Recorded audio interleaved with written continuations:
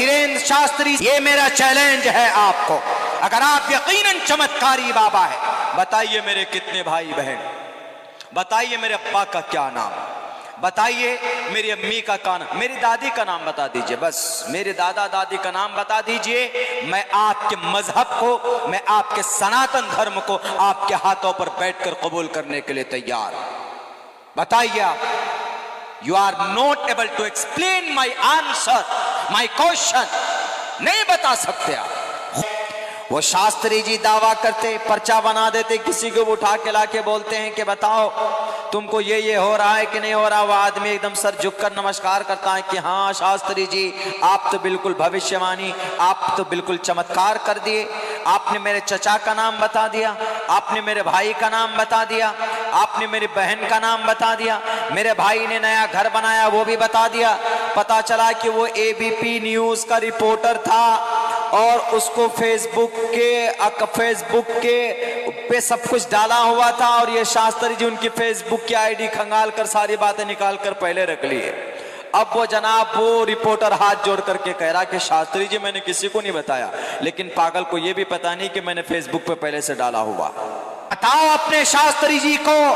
और धीरेन्द्र शास्त्री साहेब, आप लोगों को बेवकूफ बनाकर मीडिया वाले इज्जत से सवाल करते हैं। आपसे कभी किसी ने सवाल नहीं पूछा होगा, आप दिमाग को कैसे पढ़ लेते हैं, आप कैसे ये चमत्कार करते हैं, आप भाई के बारे में कैसे बता देते हैं। अरे उनके अतीत को जाकर के देखो, उनके पसे पुष्ट जाकर के देखो, वो सारा स्क्रिप्टेड होता है, सारा लिखा लिखाया होता है, सारे प्लान्ड होता है। एक लड़की ने आकर के कहा ये ट्रिक है, माइंड रीड करना, ये ट्रिक है, एक स्टडी है, एक हुनर है, एक जादू है, ये कोई चमत्कार नहीं है।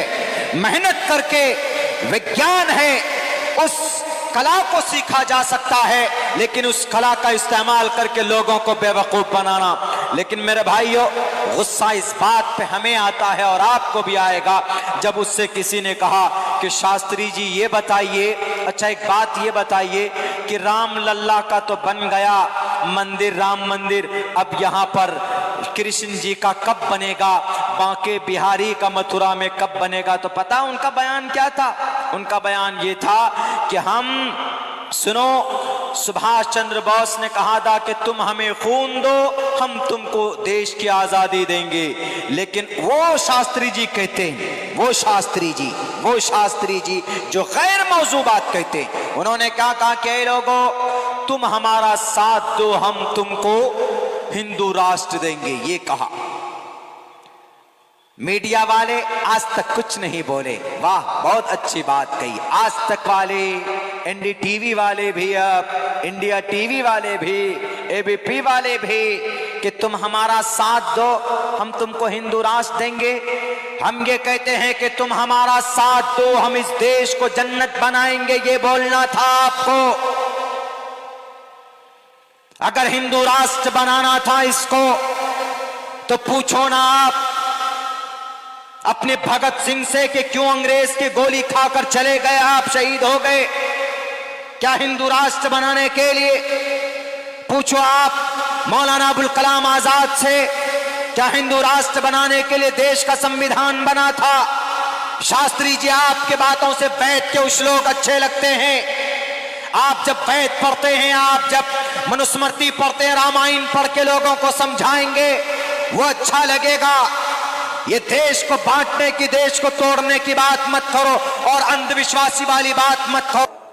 बताइए, गैब की खबर किसी को नहीं हो सकती। इन्नल्लाह इंदहु इल्मुस्साअह, कुछ चीजें हैं, एक उसूल है। अल्लाह ने कहा किसी को नहीं पता, और वो शास्त्री जी की किताब में है लिखी हुई ये बात कि ईश्वर को कोई नहीं जानता, उसको कोई समझ नहीं सकता। शास्त्री जी, बागेश्वर धाम के शास्त्री बाबा, पढ़िए आप अपनी ग्रंथ को, लिखा है न संद्रूषी तिष्ठति रूपमस्या न चक्षुषा पश्यते कश्चनैनम। परमात्मा वो शक्ति है, ईश्वर वो शक्ति है कि वो किसी के इहाते में, किसी के सोच में नहीं आ सकता। वो परमात्मा वो है कि वो किसी की अकल में और उनके उलूम और वो जो काम वो करते हैं वो परमात्मा, वो सिर्फ परमात्मा को पता होती, किसी और व्यक्ति को पता नहीं हो सकता, किसी को खबर नहीं कल क्या होने वाला है।